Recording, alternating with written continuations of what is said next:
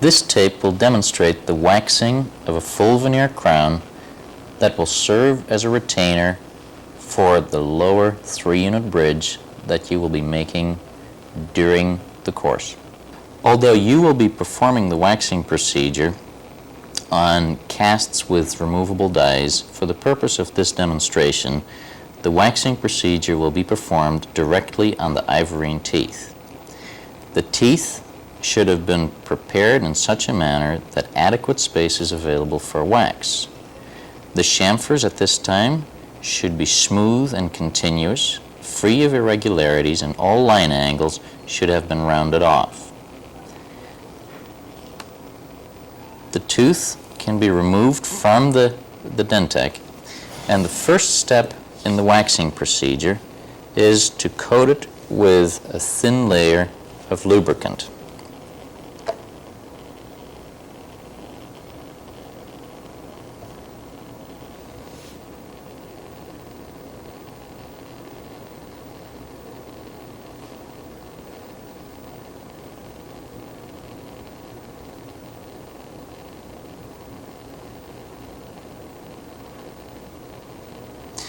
Any excess lubricant should be blown off, and on a stone die, typically just leaving it in place for a couple of minutes typically will remove most of the excess material.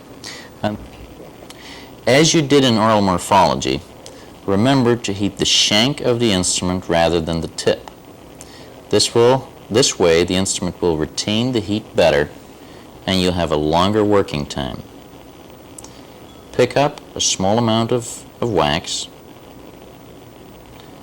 rewarm the wax, and apply it to the actual surfaces of the tooth preparation. Heat the shank, pick up a small amount of wax,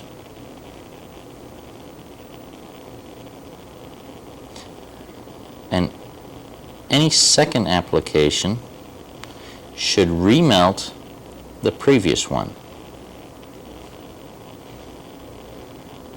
Remelt the previous application and spread the material into a thin layer. Remelt the previous application until all actual surfaces have been covered. At this time, extend the wax and cover the area of the occlusal surface.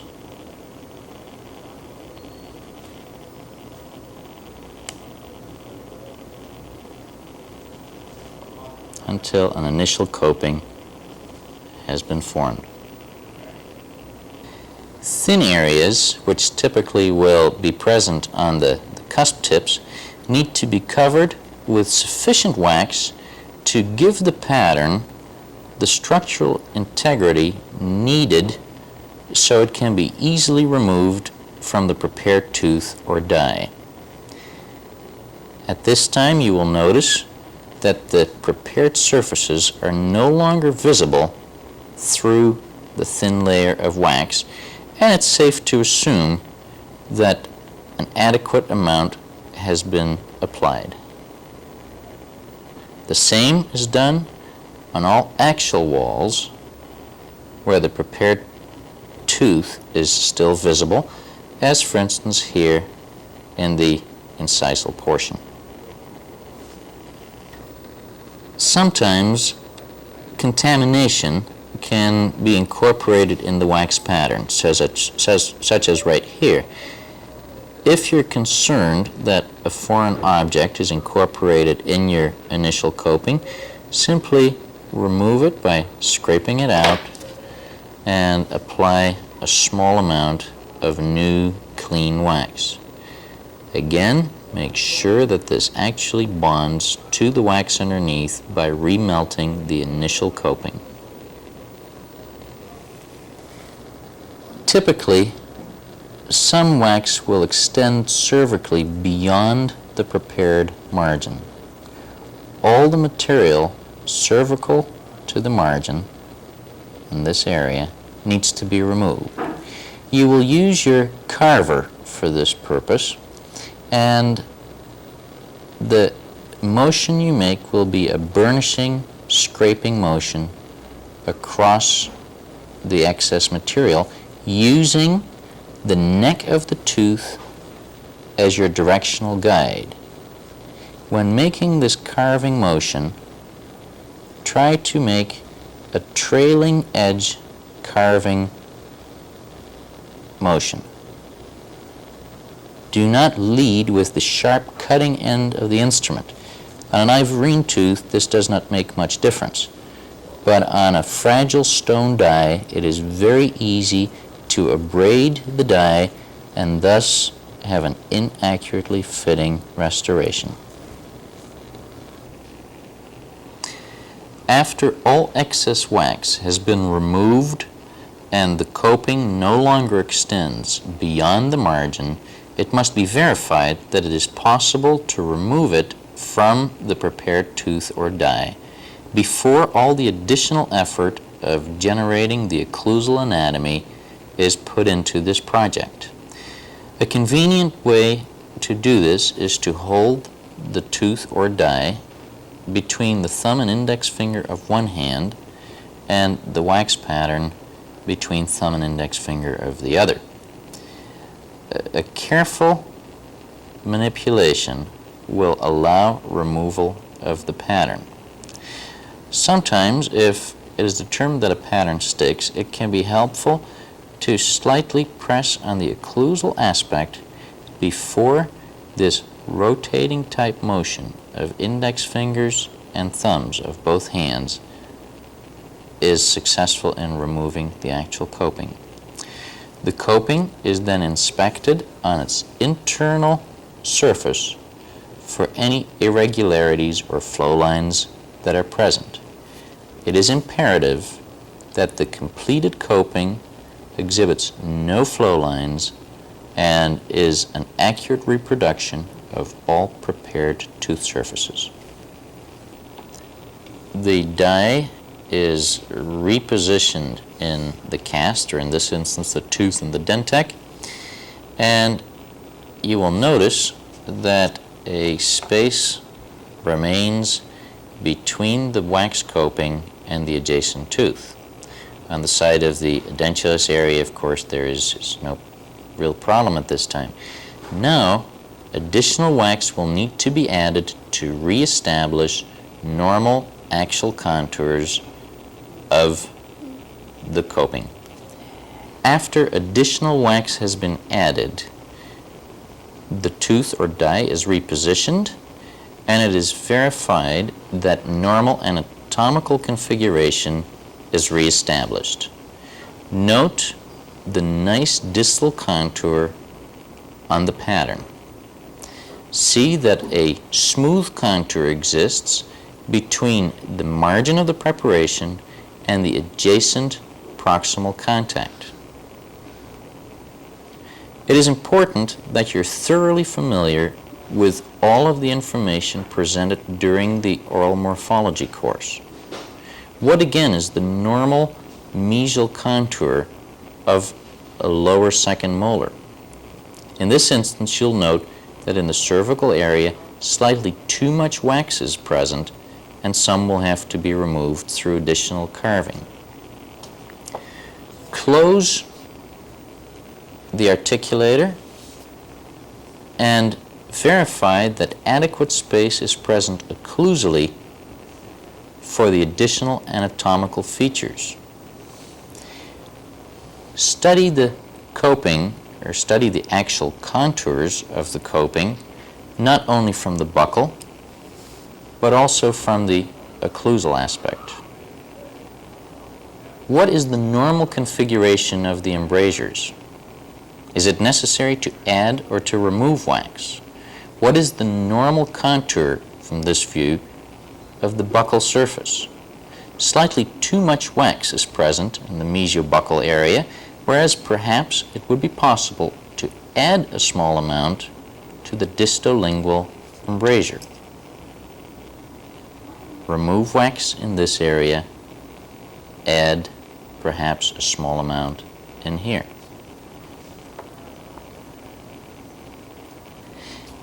Sight along the arch and carefully compare the alignment of the lingual contour that you have established in wax with that of the adjacent tooth. In this instance, too much wax is present in the occlusal area, and the height of contour really should be located more towards the middle of the lingual surface. Another discrepancy is present on the buccal. Here, the height of contour should be dropped in the cervical third of the pattern and not be present further occlusally or almost in the middle, as is the case here. It is imperative that optimal axial contours are established before continuing with the development of the occlusal morphology. After the axial contours have been established to your instructor's satisfaction, you are ready to proceed with the occlusal table. The first step in developing occlusal anatomy is to decide on the exact location of the cusps. Unlike in the oral morphology course, at this time you do not have total control of the opposing occlusal anatomy, and the location of the cusps typically will depend on the location of the opposing cusp tips, embrasures, as well as the opposing fossa. Ideally, you would like to have the lower buccal cusp contact in the opposing central fossa, and often the mesiobuccal cusp on the dentec will force you to share the contact between the marginal ridges of opposing maxillary first and second molar.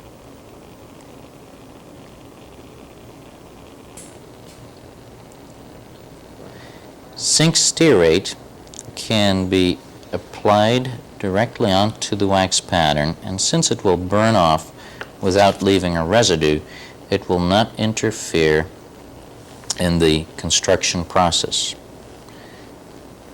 A very shallow scratch can be made in the wax in the areas where mesiodistally it has been determined you wish to place the cusp tips.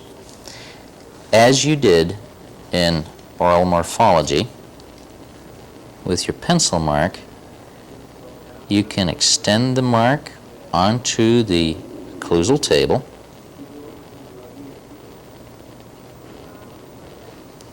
and again, similar to what was done in the oral morphology course, where you drew the pencil mark determining the buccolingual alignment of the cusp tips, a mark can be made, and where these lines intersect, typically the cones for the buccal cusp tips will be placed. After the cross marks have been made, the location of the cones for the cusp tips has been determined. This is the most critical time in the waxing of any occlusal surface, because the location of the cusp tips determines the placement of all other anatomical features. We are ready now to place the first cone. In order to place the cone, as you did in the morphology course, pick up a small amount of wax, bring the wax to the pattern, allow the material to cool off slightly, and then use the cooling instrument to draw the material into a cone shape. If the wax is slightly too warm, as is the case here, you'll see that a second application is needed. In this manner, form all of the cones Allow the material some time to cool. Position it on the pattern, and then use the cooling instrument to draw it into its conical configuration. If it's cooling too slowly, as here the instrument is a bit warm, you may want to blow on it to expedite the procedure. After the cones have been placed, the casts are close together, and it is verified that the proposed location of the cusp tips actually will contact in the appropriate places on the opposing occlusal surfaces. It is very helpful to close the casts together when the wax cones are still slightly soft.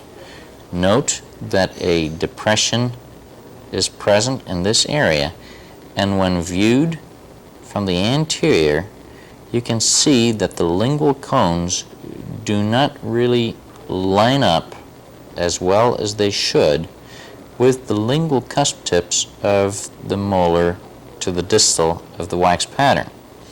They could have been positioned slightly further to the lingual, and then the indentation would not have occurred.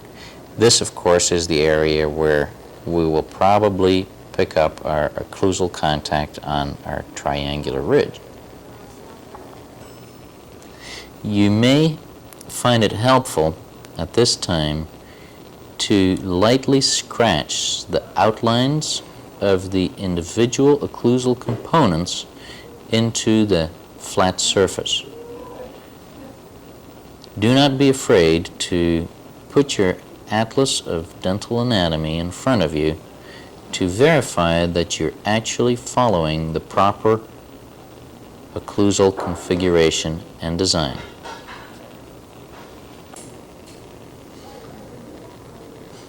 The buccal cusp ridges can be added, and again in a systematic manner, the cusps are shaped, and all the features that you should be thoroughly familiar with. You should have a good picture in your mind of what it is that you're trying to accomplish.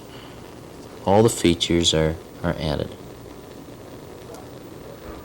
You will not be able to exercise the same amount of sequential control that you could do during the occlusal waxing that you have done earlier.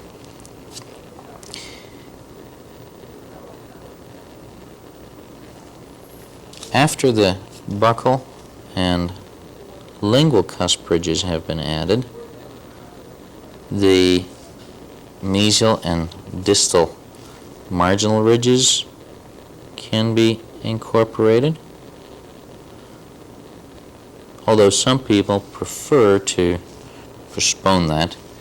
The actual sequence is probably not as critical as the proper placement of the individual anatomical features.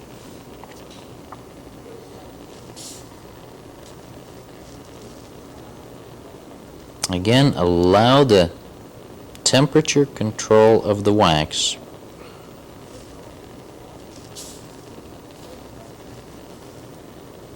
to help you in its proper placement. On the distal aspect, you may have some difficulty with the wax flowing onto the adjacent tooth, but that is nothing that a simple carving instrument cannot cure.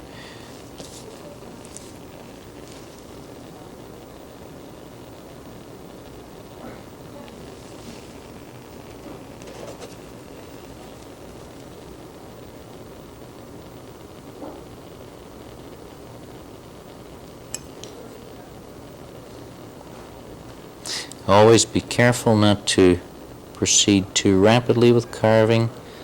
because the wax will drag a little.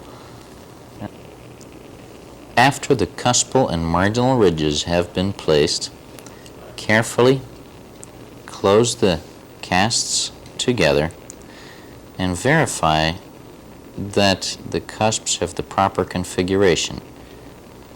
In this instance, you will note that slight amount of wax needs to be added to the distal ridge of the distal cusp. It is at this time out of contact with the opposing triangular ridge.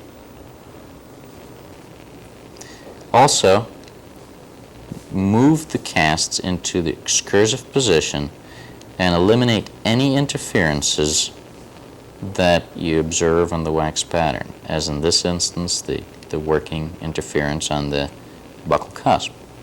The triangular ridges can be placed.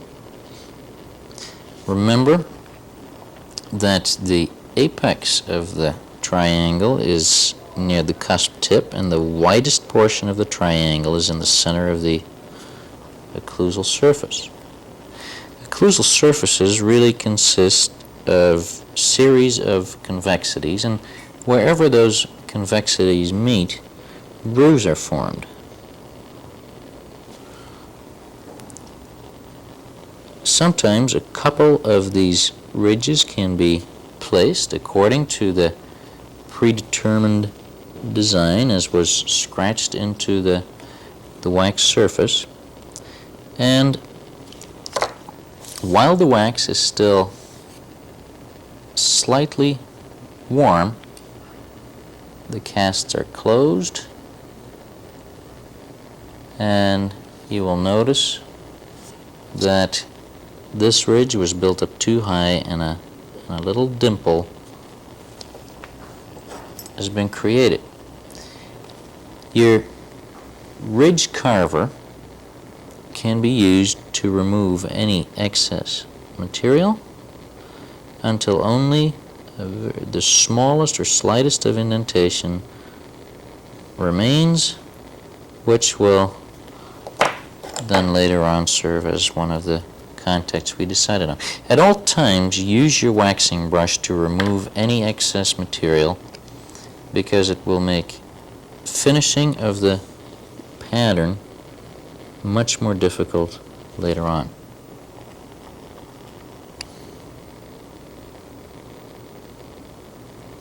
Initially, you may wish to only form one ridge at a time before you close the articulated casts and open them back up to proceed with your next occlusal feature.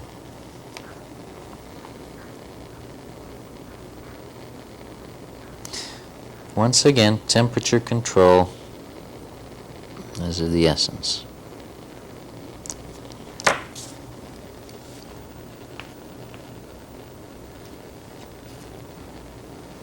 And here, no indentation resulted, and slightly more wax will need to be added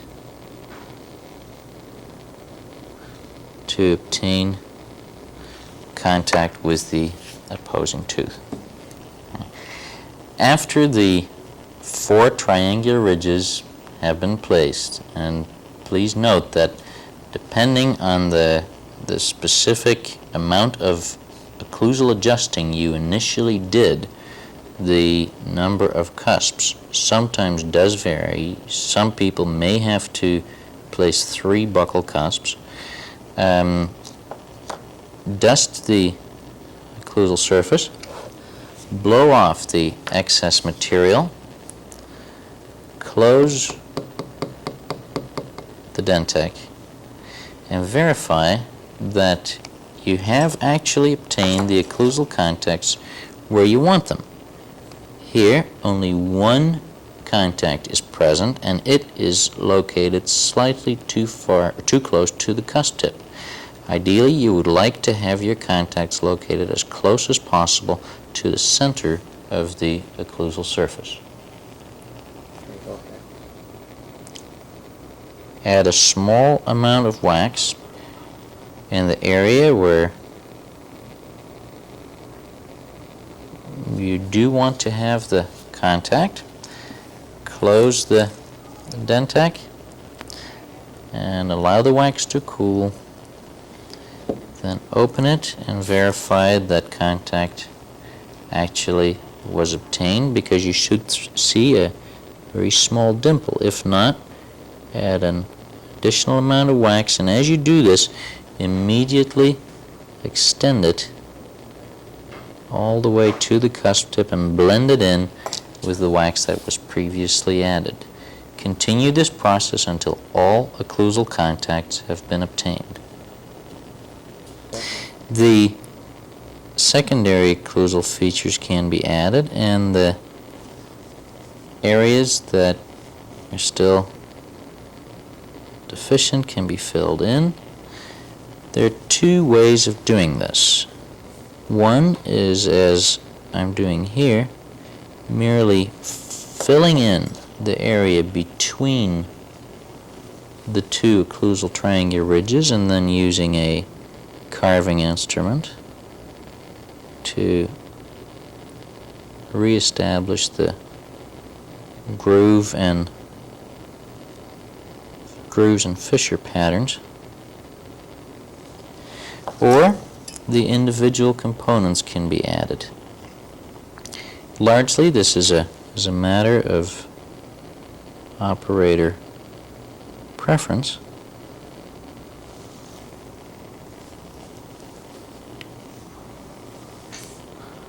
And typically,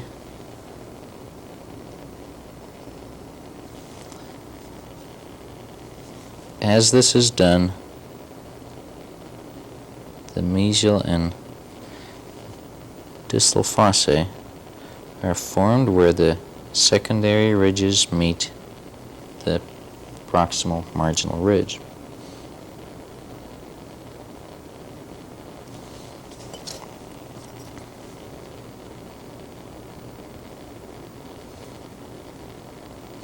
Carving instrument can be used to accentuate the grooves, and all surfaces should blend together smoothly. As these additions of wax are made, continue to verify that no new occlusal interferences are created.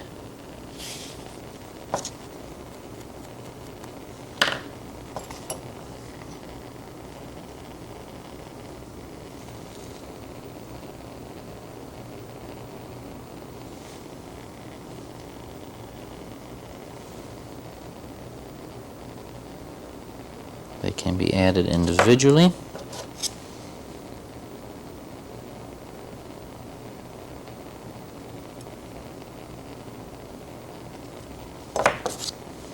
Or simultaneously.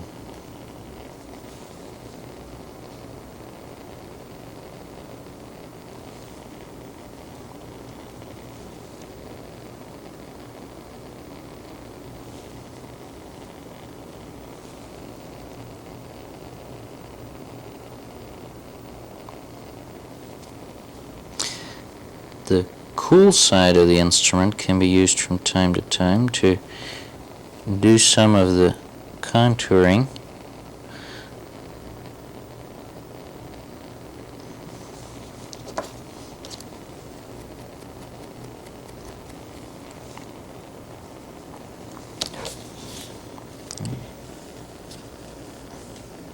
And the occlusal contact relationship is again verified with the zinc stearate.